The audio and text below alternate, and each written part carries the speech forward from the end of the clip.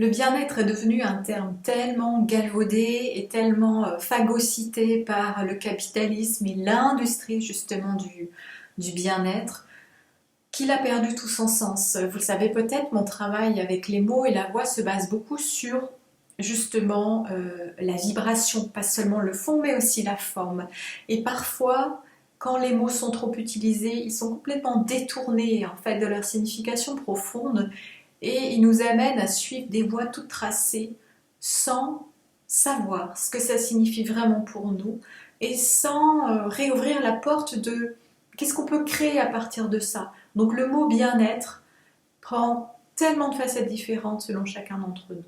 Les ressources sont infinitésimales aujourd'hui, je dirais. C'est une pollution, il faut bien le dire. Et puis, il y a cette incitation, en fait, par ce bourrage de crâne, à oublier qu'est-ce qu'on peut utiliser comme autre mot que bien-être. Il y a des questions très concrètes, pragmatiques, qui sont de l'ordre du vécu du corps, de la relation aux autres, parce que être bien soi-même et être bien avec les autres, tout ça c'est très lié. Et puis il y a des questions beaucoup plus profondes, spirituelles, qui relèvent du sens de notre vie, de qu'est-ce qu'on veut accomplir, comment on veut se sentir. Et ces deux pôles-là n'en font qu'un. Tant qu'on est dans cette séparation, en fait, on ne peut pas découvrir ou redécouvrir qu'est-ce que ça veut dire aller bien. Alors dans cette vidéo, 5 choses, en fait, 5 voix internalisées, 5 messages que nous avons malheureusement souvent ancrés et programmés en nous relatifs au bien-être. Avant d'oublier, je vous signale que j'ai concocté, pondu, un PDF de 22 pages qui accompagne cette vidéo, qui me permet d'aller plus profondément dans la réflexion, mais aussi dans l'expérience. Donc là où je vous propose de découvrir via mon écriture un peu plus sur ce que j'ai pu expérimenter, découvrir sur le bien-être dans mon parcours, et aussi 5 ressources pour aller concrètement à la redécouverte de votre bien-être selon vos règles, selon vos fonctionnements. Ce PDF, je viens de le terminer, à vrai dire, donc je vous mettrai juste un tout petit aperçu là dans la vidéo. Si vous voulez le lire, vous m'envoyez un message, tout simplement parce que je ne l'ai pas mis là en ligne sur mon site, sur ma plateforme de ressources. Donc voilà, vous m'envoyez un mail et ça me fera très plaisir de vous transmettre ce PDF. Aussi, autre information avant d'oublier, je propose une séance de Body Voice Flow ouverte à tous, donc c'est-à-dire sans avoir à vous engager dans l'abonnement. Séance spéciale pour débuter l'automne, donc elle aura lieu le 29 septembre. Si vous voulez vous inscrire pour voilà, goûter cette expérience de reconnexion à son corps, qui va être à la fois énergisante et libératrice. Vous avez le lien en dessous pour dimanche 29 septembre. Je cherche si j'ai quelque chose de plus à dire par rapport à ça. Non, vous avez toutes les infos en dessous. Et puis donc, ces notions liées au bien-être. Alors, je reprends mes notes pour ne rien oublier. Vous dire quand même aussi, je rigole parce que je vais commencer.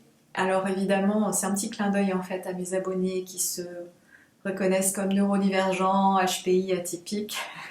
Évidemment, comme vous vous en doutez, j'ai commencé à faire des petites recherches sur la notion de bien-être, en fait sur l'historique de la notion de bien-être. Je voulais savoir un peu quand est apparu ce concept. Et donc j'ai commencé à passer un peu de temps quand même à fouiller, à trifouiller. Le PDF est succinct. Voilà, je ne vous embrouille pas avec de la théorie, pas du tout, c'est plus vraiment un écrit du cœur. Mais voilà, évidemment, vous connaissez sûrement ma tendance, parce que vous avez la même, à vouloir creuser les choses et aller à fond. Donc j'étais pas très loin de commencer à pondre un micro morceau de thèse sur le sujet. Et il se trouve qu'en fait, la question du bien-être, bien sûr que les traditions millénaires de sagesse ont investi les façons en fait d'aller bien, de s'en sentir bien dans le corps, dans l'esprit. Il n'y a pas que le yoga, il y a toutes les thérapies telles que l'Ayurveda qui étaient des pratiques concrètes et quotidiennes. C'était pas quelque chose qu'on faisait en plus, c'était vraiment intégré dans le quotidien. Et encore bien avant, je suis sûre qu'il y a des choses qu'on ne découvrira peut-être jamais à ce sujet. Tout ce que l'homme a pu inventer, créer, expérimenter, découvrir pour se sentir bien dans ce monde et se sentir bien en soi. Mais la petite chose marrante, c'est que du point de vue de la sociologie, en fait, les études sociologiques se sont penchées au XXe siècle sur essentiellement la question du mal-être, en lien avec le vécu des ouvriers, de ce que j'ai compris. Alors voilà, c'est juste un raccourci, une généralité de ce que j'ai aperçu, de peu de recherches que j'ai faites. Mais c'est drôle de voir comme au début on s'est intéressé à ça en sociologie, puis il y a peu de recherches qui sont faites maintenant sur la question du traitement du bien-être. Mais c'est vrai que l'industrie capitaliste en fait s'est emparée de ça pour nous noyer sous les suggestions, au risque d'oublier l'essentiel. Le bien-être peut être conçu comme un état de non-souffrance, et ça c'est une illusion. La vie, ce n'est pas essayer d'aller bien sans souffrir. Tant qu'on n'est pas capable d'être avec notre souffrance, de savoir comment la vivre, euh, comment la pacifier, comment ne pas subir, comment ne pas se rendre victime, alors oui, le bien-être va s'y opposer. On va être constamment dans cette idée très forte que aller bien, finalement, ça veut dire ne pas souffrir. Or, on n'est pas des poissons dans un bocal, on n'est pas encore des intelligences artificielles capables de maîtriser tous les paramètres. Donc, le bien-être, il vient aussi avec l'expérience de la souffrance, parce que ce contraste entre les moments où je vais vraiment super bien et les moments où je vais vraiment super mal nous permet de nous aiguiller, de nous ajuster et de découvrir ou redécouvrir ce qui va venir nous soulager. Si je vais constamment super bien, que je suis sur un petit nuage, le jour où il m'arrive quelque chose de grave ou même d'anodin mais qui me fait mal, je vais être comme un bébé en fait, qui soudainement manque de lait, n'a pas l'attention qu'il veut, se casse la figure, goûte quelque chose de pas bon. Je vais hyper réagir comme si j'avais aucun moyen en fait mental et spirituel de me comporter en adulte. Donc ça c'est une première chose. Tout ce que je vais dire par la suite en découle, tout ça est relié, j'ai simplement voulu décliner différents aspects. Autre voix internalisée, autre message engrammé en nous par l'extérieur, mais aussi par notre vécu qu'on a internalisé du coup. Le bien-être comme un idéal impossible à atteindre. C'est-à-dire que c'est notre expérience à tous bien souvent de faire des tas de choses pour aller bien. Quasiment toutes les personnes qui viennent vers moi, qui font appel à mes services, ont déjà un certain âge en général, et en fait ont vécu des années à tenter de trouver des moyens d'aller bien à l'extérieur. Ça a été mon cas aussi. J'ai déjà raconté ça 1000 fois dans mon parcours. C'est certain que j'ai une bibliographie qui remplirait ma pièce entière de psychologie, bibliographie d'ésotérisme, de spiritualité, de techniques corporelles, psychocorporelles, d'arts martiaux, tout ce qu'on veut, et aussi de thérapie, de stages, d'ateliers. Cet idéal est impossible à atteindre en fait. Quand on est là-dedans, on se dit souvent mais tiens, je vais peut-être essayer ça, puis je vais essayer ça. Et en fait, il y a une espèce d'idée. On a théorisé le bien-être et on cherche à l'atteindre à travers des choses qu'on va nous transmettre. Et c'est quelque chose finalement qui est séparé de nous.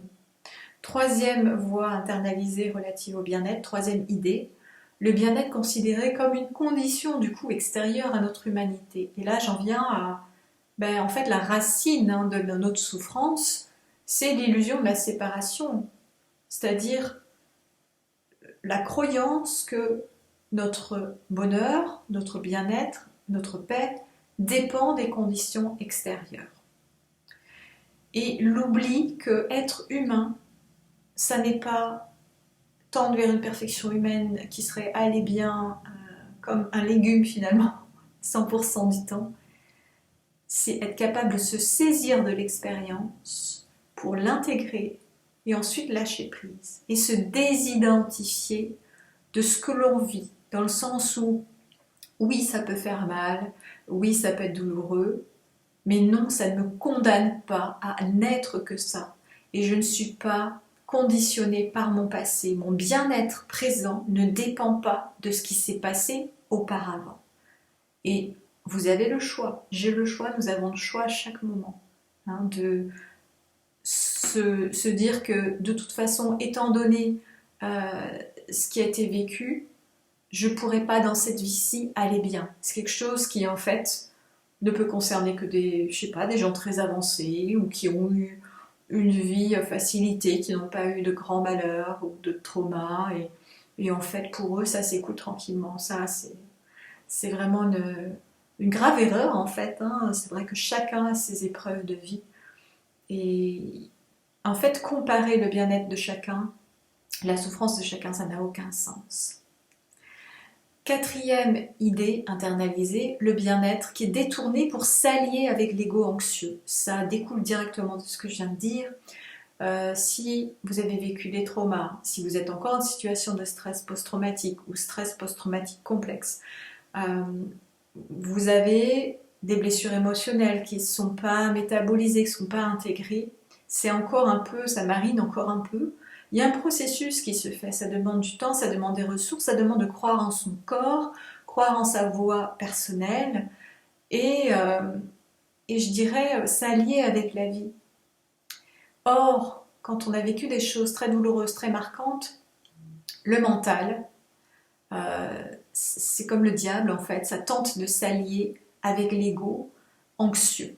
Donc l'ego n'est pas maléfique, au contraire, on en a besoin aussi. Mais les séquelles, on va dire, si elles ne sont pas sublimées, si on ne s'engage pas dans un cheminement qu'on peut appeler spirituel, ou simplement un cheminement personnel pour aller au-delà, alors ça fait le jeu de l'anxiété. Ça nous maintient en fait dans justement toutes ces recherches désespérées pour aller bien. Et encore une fois, typiquement la caricature, c'est vous ou moi étant en train de chercher à faire, dire voilà, tiens, aujourd'hui, il faut que je fasse ça pour aller bien. Je vais tenter ça. Et en fait, ça me maintient dans une anxiété. Parce que on pose vraiment c'est comme cautère sur jambe de bois ou pansement sur une cicatrice qui n'est pas cicatrisée. Et cinquième idée, qui est en fait la première qui est fondamentale, qui rejoint tout le reste, c'est justement faire ça, c'est éviter d'aller à la rencontre du soi. Donc chaque fois que je me saisis de l'extérieur pour l'appliquer à moi en termes de technique, de lecture, de ressources, et que je copie-colle et que je me dis c'est bon là, je vais passer du temps à étudier, à pratiquer et tout, mais que je ne vais pas à ma propre rencontre, je reste déconnectée de moi. Donc je ne pourrai jamais en fait savoir ce que c'est aller bien selon mon fonctionnement intérieur. Alors ça paraît simpliste dit comme ça, c'est complexe et pourtant simple. C'est-à-dire qu'il y a une condition préalable qui est d'avoir un espace, des espaces-temps pour créer. Le bien-être, ça n'est pas appliquer des recettes toutes faites. C'est bien sûr rester ouvert aux expériences, mais en allant à la rencontre de ces expériences depuis notre cœur. Vous pouvez tester tout ce que vous voulez en fait. Si votre élan ne part pas du cœur, s'il n'y a pas un appel vraiment qui résonne à l'intérieur de vous, une petite voix peut-être au début, si vous ne vous autorisez pas à tester, vous ne saurez jamais ce qui vous convient. Et si vous ne prenez pas le temps d'écouter comment ça résonne en vous et d'ajuster, si vous n'avez pas accès à la possibilité de personnaliser ce que vous êtes en train de tester, d'y installer votre touche personnelle, alors ça ne sert à rien. En fait, ce serait un peu comme apprendre à faire la cuisine en faisant le plus de recettes possible. Et puis finalement, le jour où on se retrouve avec un placard où il y a des ingrédients qu'on ne connaît pas, ou des ingrédients qu'on n'a pas alors qu'on pense que c'est indispensable, on ne sait pas faire la cuisine en fait. On se retrouve démunis alors qu'on a passé des heures et on a mis tellement d'efforts à faire bien, à tester plein de choses. Mais en fait, on n'a tout simplement pas fait l'expérience de Qu'est-ce que je peux faire moi, par moi-même seule? Qu'est-ce qui me fait du bien, me met en joie quand je veux cuisiner? Et la vie, c'est la cuisine, hein. C'est aller à la rencontre de l'inconnu, faire avec les aléas et avoir les ressources internes avec des outils aussi concrets, pratiques, pour se faire du bien, effectivement. Mais le but, c'est quoi? C'est de découvrir votre recette pour votre bien-être. Vous êtes ici très certainement parce que vous avez, vous le savez, un fonctionnement très singulier. On est tous différents et on est tous pareils au fond. C'est-à-dire que chacune de nos âmes demande à s'accomplir dans le monde en se sentant respectée, reconnue. Mais la première reconnaissance, qui est la clé du bien-être, c'est celle du moi au soi, de soi à soi, et donc faire ce chemin du moi vers le soi.